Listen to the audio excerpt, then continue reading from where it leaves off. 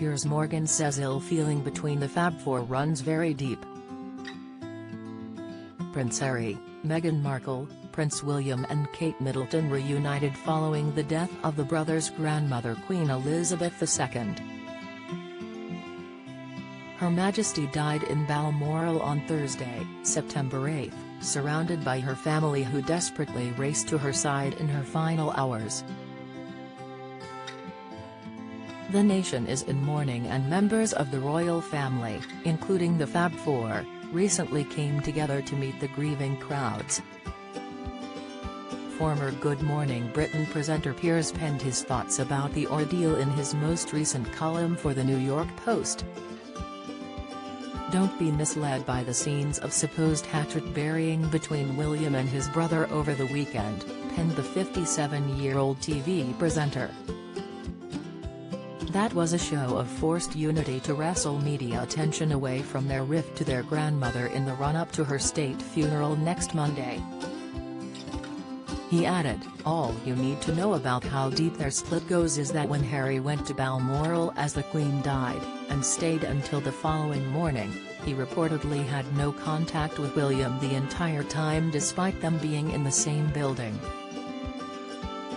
Piers says that their temporary truce was a mark of respect for their grandmother and would have been something Her Majesty desperately wanted.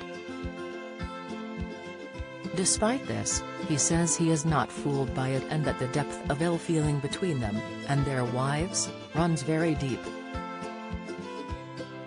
Piers later went on to dub Harry and Meghan whiny money grabbers after causing havoc within the royal family. He added, "Queen Elizabeth II espoused values of honesty, integrity, decency, stoicism, resilience, duty, service, humility and selfless devotion to her country. How does any of that compare to the selfish, whiny, money-grabbing and damaging way Harry and Meghan have conducted themselves since then? Their hypocritical exploitation of their royal status for vast personal financial gain, while simultaneously trashing the institution that bestowed their titles upon them, caused enormous hurt to the Queen in her last few years," he penned in the NYC newspaper. "Especially during the period when her husband, Philip, was seriously ill and then died, and to the new king," he added. Last week, following the news of Queen Elizabeth's death at 96, Piers was one of the first celebrities to pay tribute to the monarch. He described the Queen as dignified, humble, wise, stoic, and dedicated to duty and service to the country she loved, as well as the greatest monarch in history and the greatest of Britons.